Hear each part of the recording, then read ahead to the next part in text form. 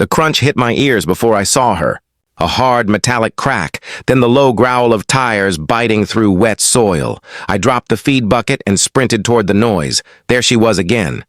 That same white SUV was gliding through my wheat like it was a red carpet runway. Gold rims flashing in the morning sun, music thumping loud enough to scare crows for miles. I waved both arms. "Stop the car." She didn't. She just leaned out the window, smiling like a magazine cover. "Relax, cowboy. I'm late for yoga." The wheels cut a perfect scar straight across the field. I stepped in front of her path, mud up to my ankles. "You've wrecked half an acre. This is my land." She braked just enough to talk, engine rumbling under her words. "It's an easement road. HOA approved. You farmers really should keep up with the paperwork." "There's no road here," I said, my voice flat. She lifted her sunglasses, eyes bright and cruel. "There is now!" Then she punched the gas. Mud slapped my jeans as she swerved past, wheels spitting brown rain. For a moment I just stood there, heart pounding, staring at the jagged trail she'd carved. Every line of it felt personal, like she'd drawn her signature across my patience. The birds didn't even come back to the field.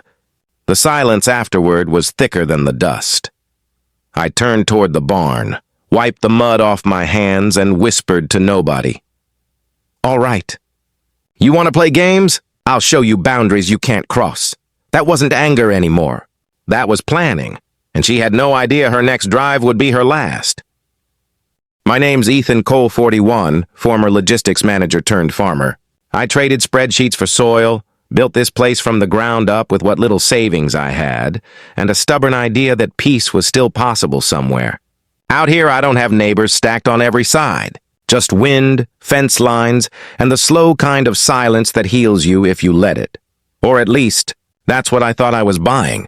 Because when Karen's SUV tore through my crops, it wasn't just dirt she crushed, it was everything I'd built this new life around. That afternoon, I followed the track she left behind. Tires had carved trenches through the wheat, like claws dragging across skin. My boots sank into the mud, heavy with the smell of fuel and crushed stalks. Each line of damage led to the edge of my property, where a bright red private land, no access sign, lay bent and half buried. I picked it up, brushed the dirt off, and stared at the dents shaped like her bumper. Peace. That was the word I'd sold my life for. And this woman, this HOA president with her manicured smile, had turned it into a battlefield. My neighbor Dale showed up later, truck rattling, coffee mug in one hand. "She did it again, huh?" "Fourth time," I said, hammering the sign back into place. He whistled. "You gonna let her keep doing it? Law says it's civil." He spat in the dirt. "Civil? She's wrecking your livelihood, Ethan." "That's not civil, that's war." I didn't answer, just stared down the tire tracks until they disappeared into the horizon and promised myself they'd never appear again. Karen thought she was just cutting across a field. What she didn't know was she'd just drawn the line that I'd never let her cross again. Karen Holt wasn't just a neighbor. She was the self-crowned queen of Maple Creek Estates, the kind of neighborhood where people paid $700 a month just to feel superior. Her mansion sat on the ridge like a judgment. White columns, glass railings, and a driveway that could host a wedding. From up there, she could see half the valley. And somewhere along the line, she decided seeing it meant owning it. I'd watched her once at a town event, red blazer, pearl brooch surrounded by people nodding like disciples. Every sentence started with "as HOA president" and ended with a threat disguised as a rule. Dale told me later, "Karen thinks HOA stands for her own authority." He wasn't wrong. The next morning, I drove past the gated entrance to her kingdom. The letters, Maple Creek Estates, gleamed on polished iron. 2 guards waved every Lexus through like royalty, but squinted when they saw my dusty pickup. And there she was again, standing near that spotless SUV, coffee in one hand, phone in the other, barking orders to some poor landscaper. The second she spotted me, she paused mid-sentence. That smirk came back, the same one she'd given me from behind the wheel. I could almost hear her voice without her saying a word. "You don't belong here." Maybe not. But the road she kept claiming did belong to me. I didn't wave. I didn't even slow down. Just met her, stared through the windshield until she finally looked away. That tiny flicker, the first crack in her confidence, was all the confirmation I needed. She might own the hill. But I owned the ground she was about to drive over. Karen thought titles made her untouchable. The next time she crossed that fence line, she'd learn what real ownership looks like. The day after Karen's little parade through my land, I called the sheriff's office. The deputy listened while I explained how the HOA president was trespassing across my fields like it was a public highway. He sounded polite, until he heard her name. Karen Holt? His tone shifted tight, careful. Sir, that sounds like a civil property matter. You'll need to handle it through a lawyer, civil matter. That phrase hit harder than it should have, so I drove 2 hours into town and found a property lawyer, Mr. Bowers, gray suit, silver tie, voice smooth as a church bell. He flipped through my deed, adjusted his glasses, and said, "You're clear. No easement, no access rights. If she's crossing, she's trespassing. Document everything." Everything. That became my new morning routine. Before feeding the cattle, I'd walk the tracks she'd left behind, snapping photos, marking dates. Sometimes she came through at dawn, sometimes near sunset. Always fast, always loud. Like she wanted me to know she could. I sent her a formal notice. Certified mail, signature required. She signed it. Then, 2 days later, she drove through again. This time slower, just to make sure I saw her. That evening, I called the sheriff again. The deputy sighed, said his hands were tied unless she caused immediate danger. I hung up and stared at the receiver until the dial tone faded into silence. That silence, it did something to me. I realized this wasn't about crops anymore. It was about control. She wanted to prove she could break the rules and walk away smiling, but rules cut both ways. Karen thought the law would protect her title. What she didn't know was, I'd already started learning how to use it against her. By Friday evening, I'd had enough. The paperwork wasn't helping. The sheriff wasn't helping. And Karen sure as hell wasn't stopping. So I decided if the law couldn't protect my land, maybe steel could. I spent the night hauling heavy panels from the shed-old ranch gate sections I'd saved for a fence expansion. The kind of steel that doesn't just say no trespassing, it says don't even think about it. The air was cool, stars sharp above me as I worked. Each clang of metal against the post echoed like a heartbeat. I locked the new gate across the dirt path Karen used, wrapped it with a thick chain, and sealed it with a brand new padlock. For the first time in weeks, I felt calm. The next morning, that calm died before sunrise. I was in the kitchen when I heard the Soundan engine revving hard, then a sharp metallic snap. By the time I ran out, the gate was down. The chain was cut. And there she was, Karen, standing next to her SUV, bolt cutters in hand, eyes blazing like she'd just done something heroic. "Morning," she shouted, voice dripping with sarcasm. "Your little toy gate was in the way." "I fixed it for you. You cut through my lock," I said. My voice came out low, shaking, but not from fear. "That's destruction of property." She shrugged, tossed the bolt cutters in the passenger seat, and climbed in. "Maybe next time you'll build it somewhere legal." Then she drove off. Same direction, same route, same smugness. I stood there staring at the broken chain, my reflection shaking in the dented metal. This wasn't a battle anymore. It was a message. And I'd just received it loud and clear. If she wanted to test how far I'd go to defend my land, she was about to find out. I thought I'd seen the worst she could do. I was wrong. 2 days after she cut my gate, I found her tracks again fresh, deep, and running dangerously close to my cattle pasture. The soil there stays soft after rain, and my herd hates loud engines. That morning, the sound of her SUV ripped through the valley like thunder. My cattle scattered. One young heifer slipped hard in the mud, legs kicking, eyes wide with panic. I ran toward her, shouting, waving my arms, but the SUV didn't stop. Karen sped past, horn blaring like it was some kind of joke. By the time I reached the heifer, she was down, breathing fast, trembling. I called the vet immediately, voice shaking. When he arrived, he crouched beside her and looked up at me. "She's lost the calf," he said quietly. That single sentence hit harder than any gate or crop damage ever could. "I'd raised that cow from birth.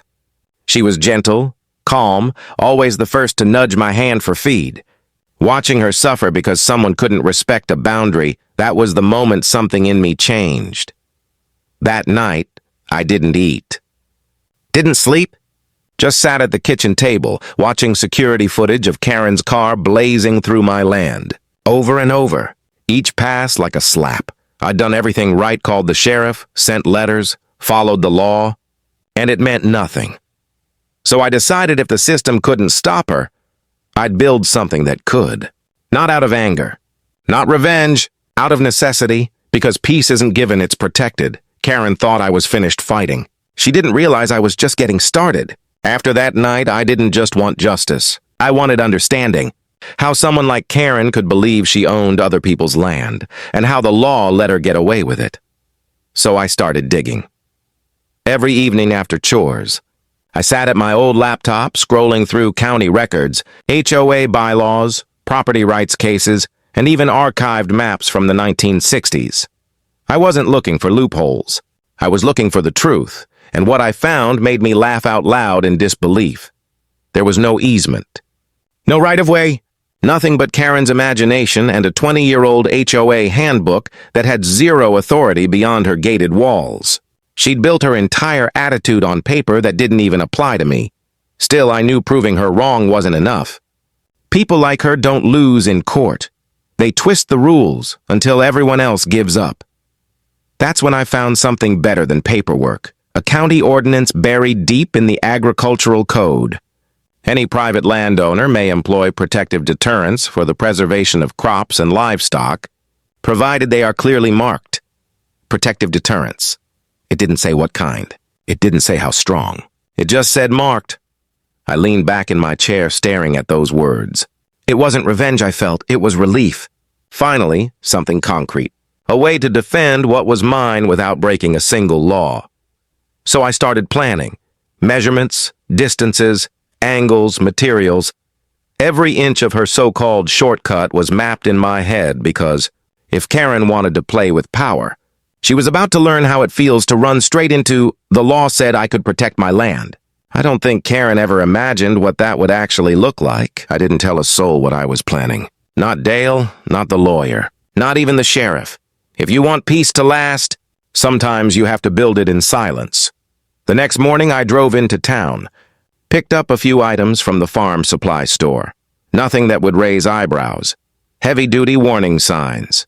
A coil of reflective rope, a box of steel caltrops, and 2 gallons of yellow marker paint.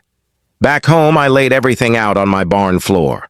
The metal spikes gleamed under the work light. Sharp, simple, effective. Designed for keeping wild animals out of crop zones. Perfectly legal. Perfectly within the ordinance. I spent hours painting them bright yellow, marking the area with bold red stakes that read, "Caution, agricultural equipment ahead." I wanted everything visible, clear, undeniable. By sunset, I was done. My protective deterrent lined the outer edge of the old dirt path Karen loved so much, right before it crossed into the soft soil of my field. Anyone who ignored the warnings would regret it instantly, but not illegally. As I stood back, watching the golden light fade across the spikes, I didn't feel proud. I felt steady, focused, calm in a way I hadn't been for weeks. Dale drove by as I was closing the barn. "You fixing the fence again?" he called out. "Something like that," I said with a smile. That night, I slept more deeply than I had in months. No guilt, no anger, just quiet. But deep down, I knew Karen, and I knew people like her never learn through warnings. They only learn through consequences. By morning, she'd see every warning I'd painted. What she did next would decide how far this story went. The morning came quietly. Too quiet. Mist hung low across the field, soft as smoke. The air smelled like rain and diesel from the tractor I'd parked near the barn. Birds hadn't started yet. Even the wind felt like it was waiting for something. Then there it was. That sound. That familiar growl of an overconfident engine. I stepped onto the porch, coffee in hand, and watched the white SUV appear through the fog like a ghost. Karen Holt, same sunglasses, same smug tilt of her chin. She slowed at the first warning sign. Her head tilted, confused for a second. Then she laughed. I could hear it, shrill and echoing across the field. She revved the engine and kept going. The tires hit the first red stake. It snapped like a twig. Then came the second. The third, and then thud. Snap. Hiss. The sound was unmistakable. 4 tires deflating in perfect unison. Her car lurched forward, nosed into the soft mud, and sank halfway to the bumper. Steam hissed from the radiator. I walked down slowly, boots crunching over gravel. She was out of the car by then, pacing, red-faced and furious. "What the hell did you do?" she screamed. "You'll pay for this!" I held up my phone, recording. "It's all marked, Karen. Every sign, every warning." "You ignored them," she pointed at me, shaking. "You can't just actually," I cut in, calm as ever. "I can. County Code Section 43B, Protective Deterrence for Crop and Livestock Preservation. You should have read the fine print before trespassing." Her mouth opened, but no sound came out. Behind us, Dale's truck rolled up, headlights cutting through the fog. He leaned out the window, grinning. "Guess you won't be driving through your land anymore, Ethan." But what I didn't know then was that Karen wasn't done yet. And neither was I. Karen didn't stay silent for long. By noon, her SUV was gone, flatbedded away by a tow truck while she stood there, arms crossed, barking into her phone. She never looked my way. Not once. But the next morning, I woke to something worse, a letter taped to my front gate. Thick paper, HOA seal on top.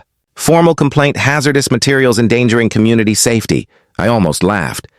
She was calling my farm a public hazard. An hour later, Dale called. "You see the posts yet?" "What posts?" he sighed.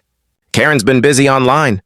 Says you set traps meant to injure residents. Half the neighborhood's talking about it. I opened my phone and there it was. Photos of the spikes. Twisted captions.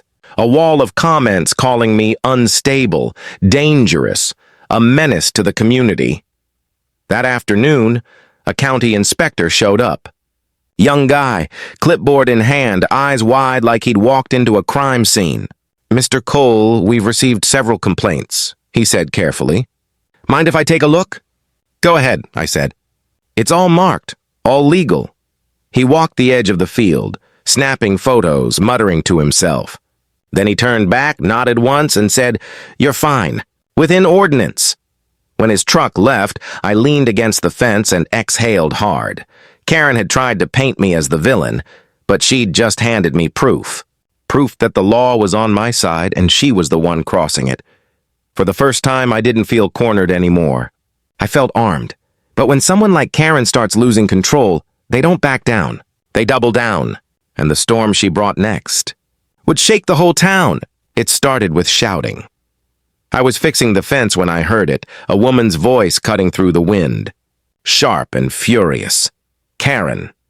She was standing on the dirt path with 2 HOA board members behind her, cameras out, their phones recording. Her SUV new tires, same arrogance, sat parked halfway up the trail like it owned the place again. "You've humiliated me," she yelled, heels sinking in the mud. "You think you can embarrass the HOA president and just walk away?" I set down my tools slowly. "You trespassed again, Karen. You're lucky those spikes were gone. They will be gone permanently," she snapped. "I'm filing for a restraining order and a full property injunction." Dale pulled up just then, stepping out of his truck. "Lady, you might want to check the county records before you start waving that HOA rule book." Karen turned on him like a storm in heels. "This doesn't concern you?" "Oh, it concerns the whole valley," he said, calm but steady. "We're tired of your rules stopping at your gate and starting on everyone else's land." For a moment, nobody spoke. The wind carried the sound of leaves, a crow in the distance, and the hum of her SUV idling. Then, for the first time since this whole mess began, Karen's voice cracked. "This isn't over," she said softly. "You'll regret crossing me." I met her eyes. "No, Karen, you'll regret crossing that line." The HOA board members exchanged glances. One of them whispered, "She's on his property, isn't she?" Dale grinned. "Yep, and that camera on the barn just caught all of it." Karen's face drained of color. She turned back toward her car, heels slipping in the mud, anger melting into something else, fear. The storm had finally broken. But storms don't just destroy, they reveal. And what came out after that confrontation changed everything. The next morning, my phone wouldn't stop buzzing. Dale had posted the security footage, the one showing Karen and her board walking straight onto my land, screaming, threatening, and ignoring every warning sign. Within hours, it spread like wildfire across our county Facebook groups and even the local news page. The comments poured in. "That's the HOA president? She's trespassing clear as day. Good for that farmer standing his ground." By noon, the mayor's office had released a short statement. Maple Creek HOA has no jurisdiction beyond its registered boundary. It was over. Karen tried damage. Control called it a misunderstanding, blamed miscommunication. But screenshots of her online posts and clips of her meltdown were everywhere. The board forced her to step down by evening. Her nameplate vanished from the HOA gate within 24 hours. When I passed by her mansion a few days later, the fountains were off, the lawn uncut, the perfect facade starting to fade. Her white SUV sat parked in the driveway, tires still dusty from that last drive through my field. I should have felt victory. I didn't. What I felt was quiet. Real, earned quiet. The kind that comes after a storm has stripped everything fake away. That night I sat on my porch, watching the sunset stretch across the wheat. The land was healing, the tracks were gone, and for the first time I didn't feel small anymore. Dale stopped by with a beer and grinned. "Guess peace finally came back to the valley," I smiled. "Yeah, but it sure charged interest." I thought the story was finished that night. But a letter in my mailbox the next morning reminded me peace always comes with one last test. The letter was simple. No threats, no signatures, just a single line typed across the middle. "Some battles aren't worth fighting." No return address, but I didn't need one. I knew that handwriting. Karen's. I sat there on the porch for a long time, the paper trembling between my fingers. For the first time, her words weren't arrogant. They sounded tired, empty. Maybe losing control of everything had finally shown her what the rest of us had known all along. Power built on fear doesn't last. I folded the note, set it aside, and looked out across the field. The wheat had grown back thick and gold. The air smelled clean again. The kind of scent that reminds you life doesn't care how many times you ruin it. It still finds a way to start over. That's when I realized something. It was never about revenge.